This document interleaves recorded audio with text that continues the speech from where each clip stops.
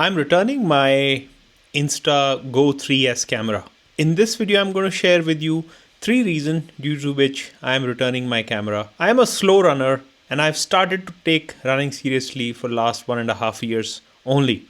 So you're not going to get a perspective of a professional guy who probably uses it in a much better way. So I run about 30 miles a week right now. I wanted a companion for my runs to capture my run and my journey. I ordered Go 3S with a lot of hopes. It did well, but I've returned it now. Before I get into the reasons why I've returned this, and I'm going to keep this video super short so that you get the gist very quickly. But a couple of very good positives I found from the camera. The camera does extremely well when you're shooting in the daylight. It is still one of the smallest cameras in the world. I think the amount of freedom which comes with that camera is enormous. It is also weatherproof as long as you're only using the camera in itself. The dock is not weatherproof. So it's an excellent camera in comparison to anything in the market so far. The action cameras you typically come across, they are fairly large, so you need either, they will feel bulky if you hold them in your hand, or something like Osmo Pocket 3, which I'm using. This is not a suitable camera if you want to run with this. There are some good comparison videos on the internet for you to get perspective. So let's go over the 3 reasons due to which I am returning this camera. So I ran my half marathon this Sunday in Toledo. And during this time, I actually realized that the camera died almost middle of the race itself. The camera had a capacity to capture about 30 minutes of clip. I think it's a lot of clip, but it still will not be something you can really capture a longer video if you wanted to. Now, truth be told, I think there is a little bit of learning curve which one needs to have also probably with it to figure out, so that you don't really record 30 minutes of clip, or how do you capture the entire, say, marathon or a half marathon within 30 minutes itself.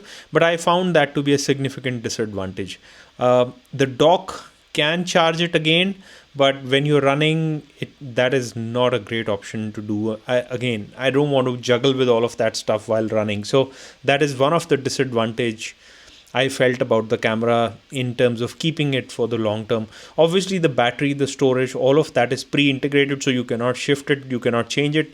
That is the other downside of these cameras, that ultimately after a few years, these cameras are going to basically go to zero or nothing and they'll die out. The second disadvantage, or the reason why I did not like or why I returned the camera, is the picture quality drops significantly when you don't have good light around you, or when you are basically shooting at 1080p or 2.7 or those resolutions. So 4K is good, but at 4K you can only, you really can't shoot a slow-mo type of a video. I think if you try to get a slow-mo type of a video, the quality drops significantly, and that's something which I noticed.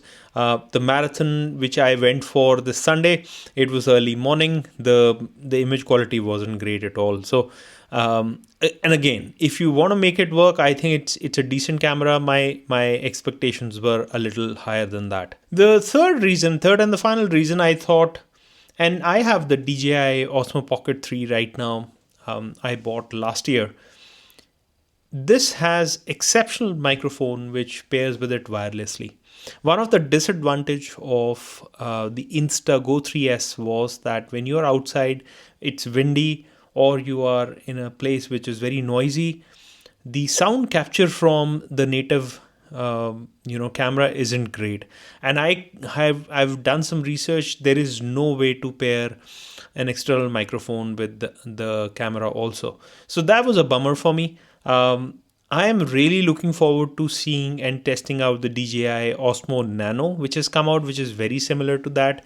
And the number one seller for me in that camera is that I can actually just pick up my existing microphone from DJI and it pairs wirelessly with it. So it's an absolute no-brainer. The image quality on that camera also is significantly better. So I'm looking forward to trying it out. All the negatives which I talked about, DJI Osmo Nano seem to be a product which is going to take care of all of that. So I'm really looking forward to it. I bought the Insta Go 3S a couple of weeks back, so it was still within my trial period. I just felt that's not the camera for me in the long term. If you're liking the camera, let me know what's the most interesting feature to you, most useful feature to you. I found it to be pretty decent, but I think DJI Nano is going to meet my demands a lot better.